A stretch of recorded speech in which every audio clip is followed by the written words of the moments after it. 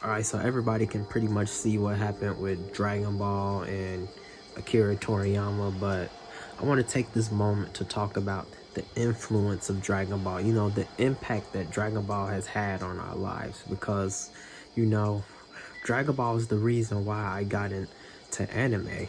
It's the reason why I started watching a ton of shows. I remember as a kid watching Dragon Ball Z Kai on Nicktoons, waiting for the next episode to come out. And this is when the Cell Saga was airing.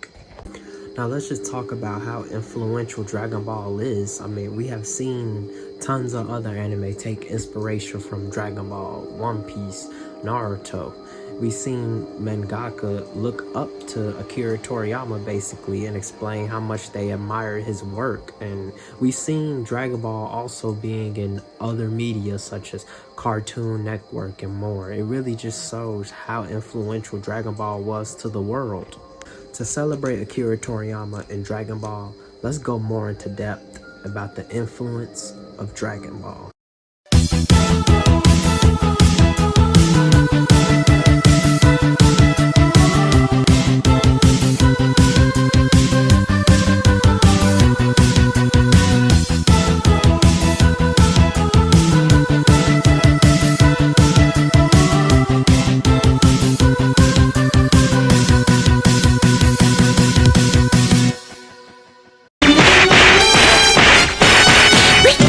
Dragon Ball, an anime that is loved by millions of people, and an anime that some people consider the best anime of all time, including myself.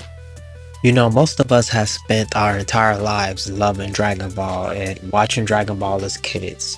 Dragon Ball is the primary reason why a lot of people are into anime. Everybody remember those days where we would come home from school watching Dragon Ball and Dragon Ball Kai was on, or maybe Z, and we would just enjoy the episode so much that we couldn't wait for the next episode to come out. For example, when Gohan turned Super Saiyan 2, I know you was hyped for that. I know you were hyped to see the next episode in anticipation for when he fought Cell. That was like one of the best anime episodes that I have ever seen. And it was the same energy when Goku turned Super Saiyan 1 for the first time against Frieza.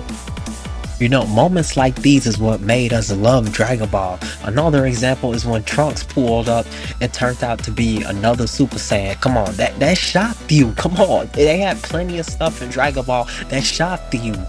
And the thing is, I heard that not a lot of people like Dragon Ball because they say the story is linear, it's pretty basic, there is no plot.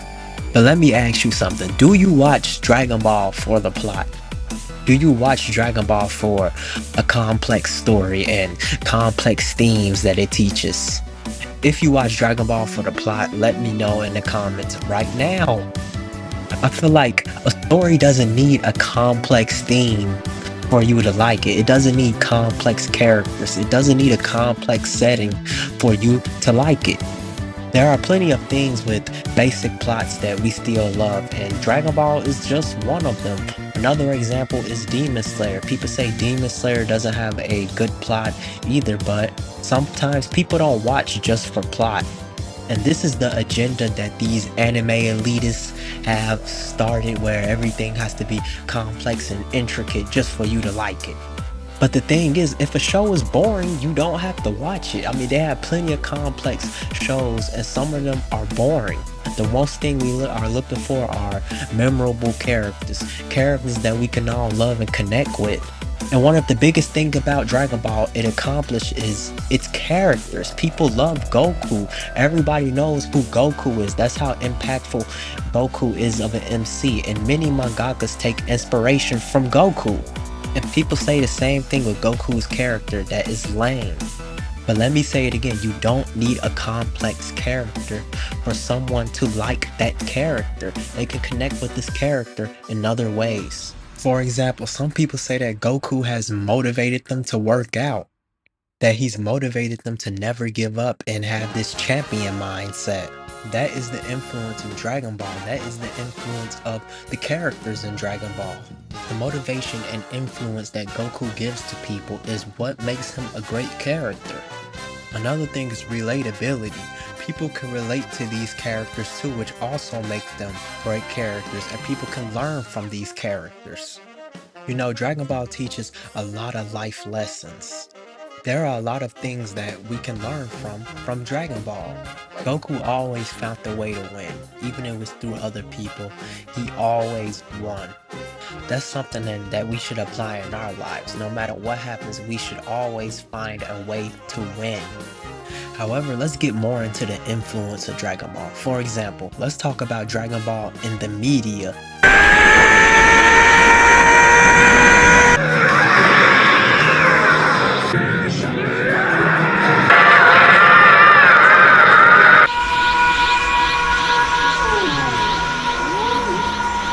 Now, we have seen Dragon Ball in many different instances of media.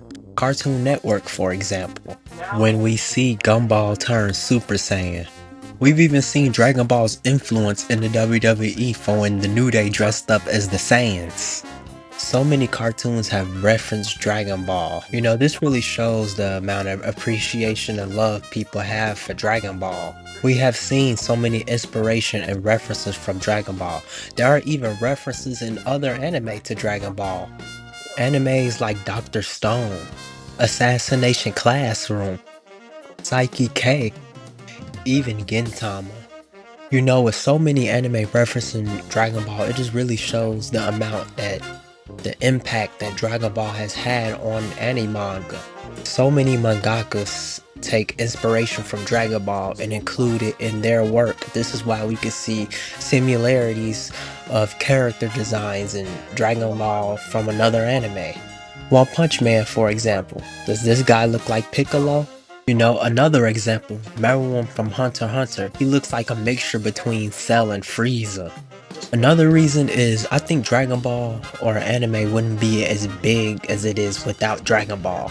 The main reason is because Dragon Ball got so many people into anime that had never seen anime before. Some people didn't even know Dragon Ball was anime when they were watching it. Like, you can ask a ton of anime fans what was their first anime, and I'm going to say most of them are probably going to say Dragon Ball Z.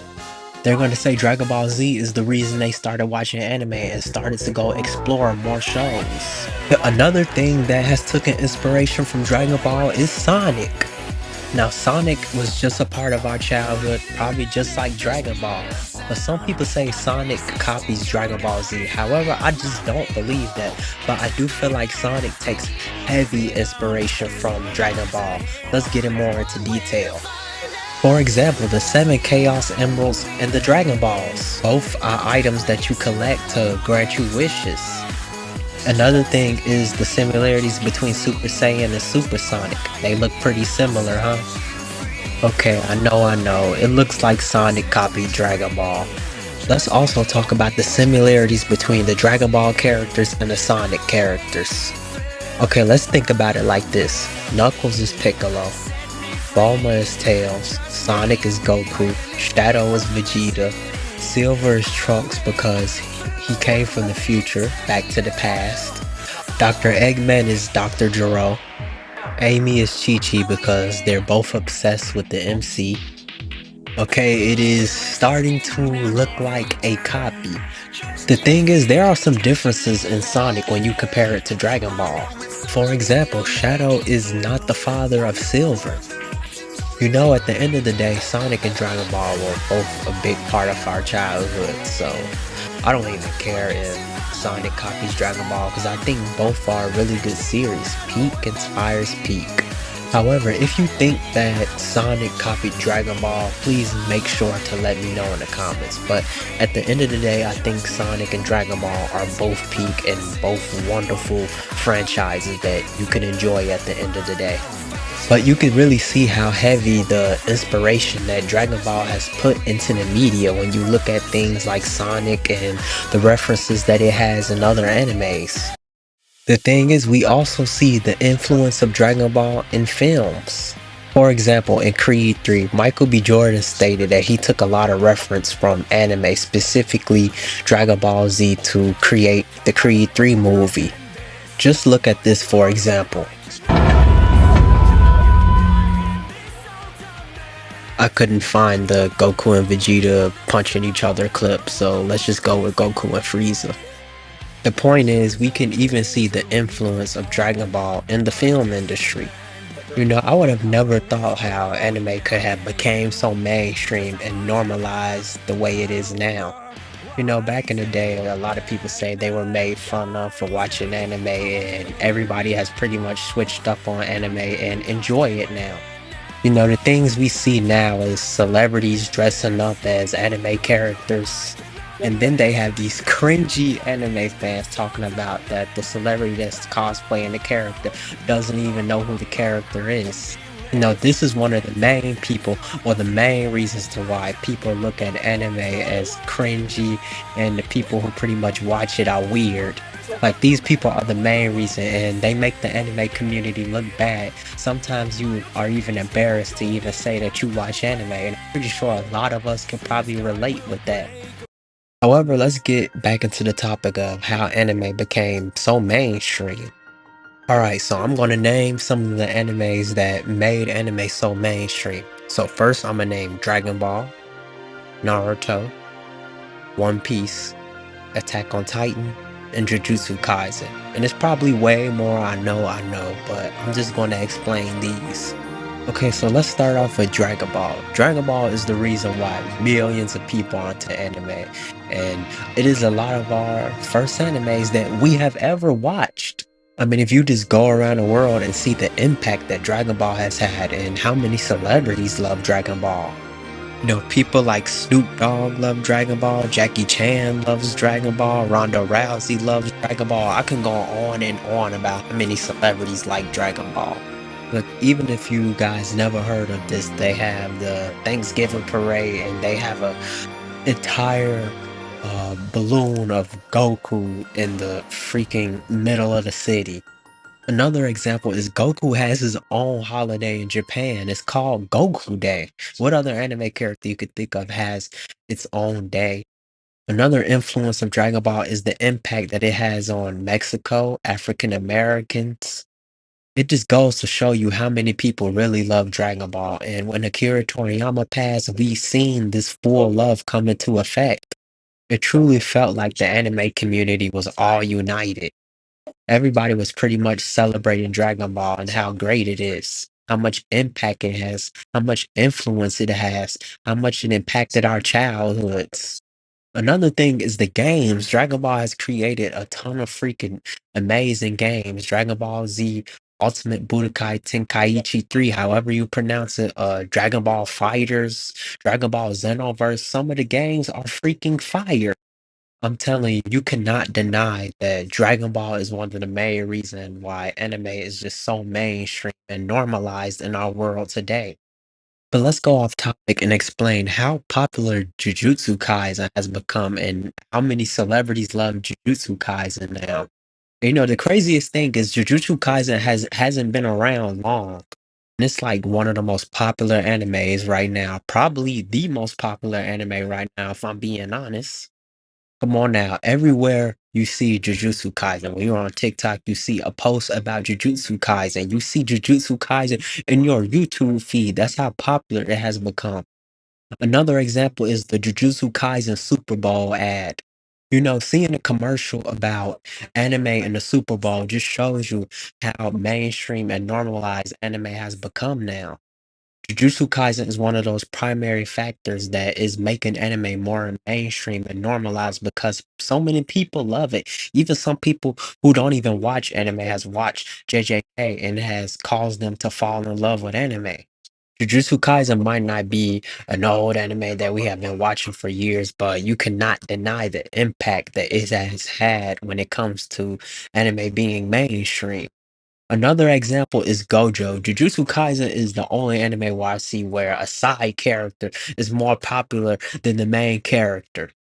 So many people love Gojo. You see a Gojo edit there, a Gojo edit there, and then you see celebrities full on cosplaying Gojo. At this point, Gojo should just be the main character. And let's also talk about the influence of One Piece. One Piece is another factor of why anime has become mainstream as well. I mean, just look at this. This was the film red premiere for One Piece in NYC Times Square. I mean, just look at this.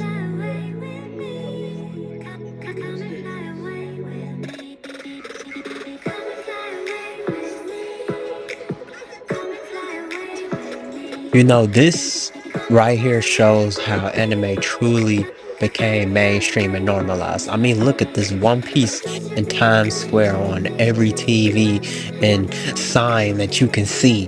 This is why I say that One Piece is another main factor in which why we have anime normalized and just a regular thing to watch nowadays. I mean, back then, come on, would they be doing this back then? If we go back to the early 2000s, would they truly be doing this? All right, guys, and keep in mind, this was around the time that Film Red had came out, and you could see in this video just how much people are just enjoying it. And I bet you, like, a lot of these people here probably have never even seen an anime episode in their life, but they're enjoying it, and that's the main point of this. And things make like this makes me happy. I'm happy to see more people I get into anime and everybody can just pretty much enjoy it together.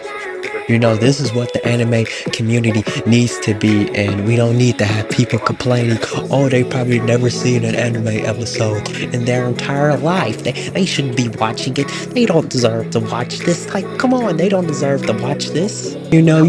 I was made fun of and bullied for watching anime. These people don't deserve this. These people don't understand my pain. And that is the main thing that we need to get rid of. Another reason why anime is mainstream is because of Attack on Titan. And Attack on Titan has a great and complex story, and this is what brought a lot of people into liking Attack on Titan that weren't even anime fans. People who read books or just watched regular TV shows, they were so intrigued with Aaron's character and the story of Attack on Titan, and this was their basically their first anime.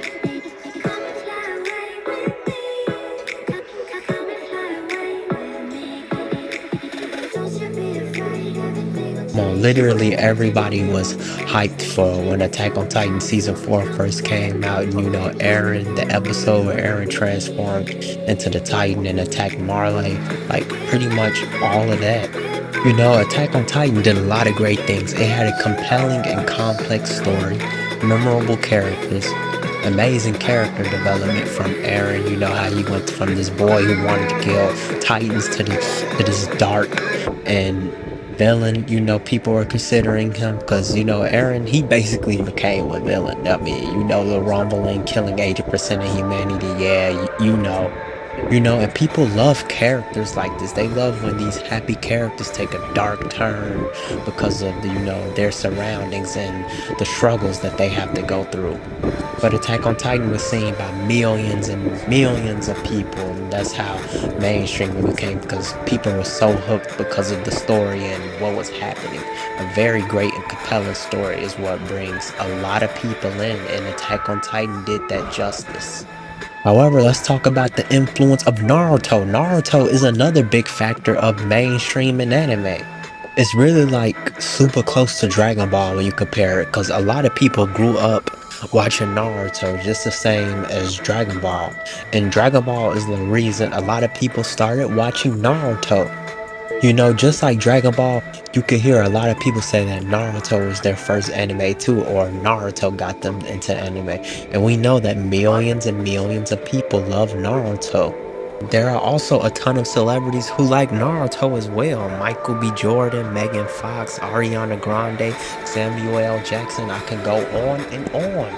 Another factor is because Naruto and One Piece have been around like so long now.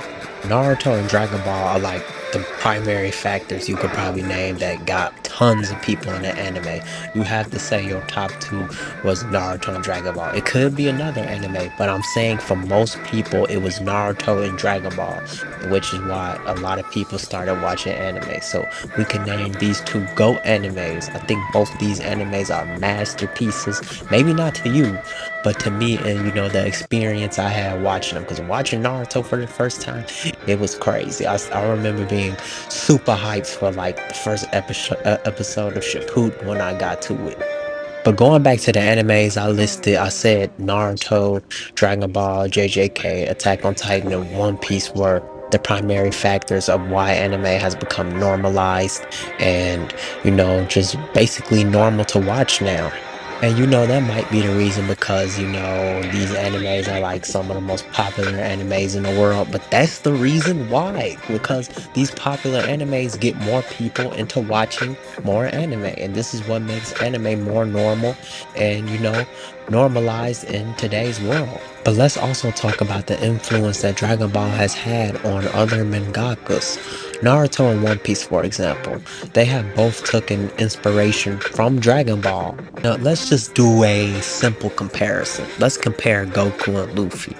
They both have a strong appetite, they enjoy a good fight, and are motivated by a sense of adventure. Let's just look at the color scheme of Naruto and Sasuke pre-time skip to Goku and Vegeta.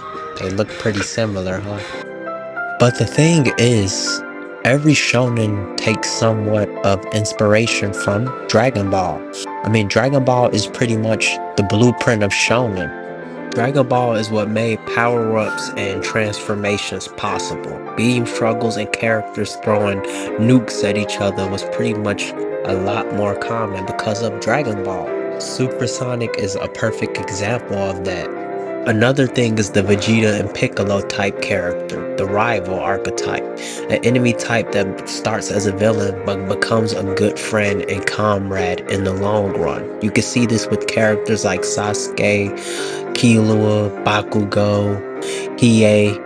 A lot of people would call this the Vegeta type character, the character who starts out evil or turns evil, and then they eventually turn good and have a redemption arc. Shadow is a prime example of that. This is why Dragon Ball is called the father of shonen, or the big three, because of the amount of influence it has in shonen. You could say that every shonen has came from Dragon Ball. At least most shonens have similarities from Dragon Ball, and this is simply Akira Toriyama's influence. I think we should really appreciate Akira Toriyama's work. A lot of people call him the Stan Lee of anime, and I fully agree because how he revolutionized anime. If it wasn't for Akira Toriyama, we wouldn't have shows like Naruto, One Piece, Bleach. It's all thanks to Akira Toriyama that we have more beautiful anime like that. And the thing with Akira Toriyama's passing, the scariest thing about death is that it is forever. But let me ask you this. Is a man truly forgotten when he dies? Akira Toriyama, even though he is gone, he still lives through his work.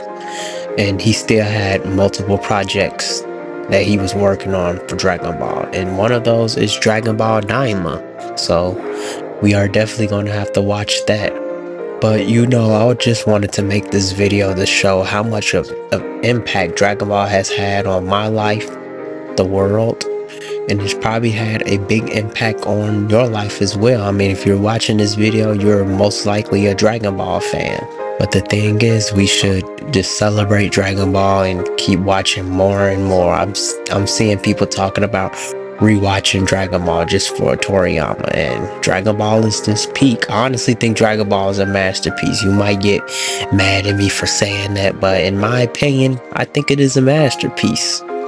This is essentially what made anime popular, and so many people fall in love with anime. Even if you don't like Dragon Ball, you could at least give it its respect.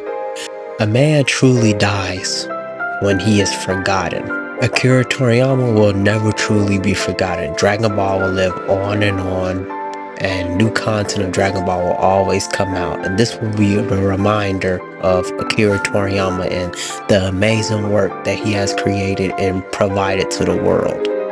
Like a lot of people say, a man dies, but his ideas never die. So I want to say thank you, Akira Toriyama, for an amazing childhood. You had millions of kids trying to turn Super Saiyan, including me. So to end this video off, thank you for the amazing childhood. Your global and intergenerational influence will never be forgotten.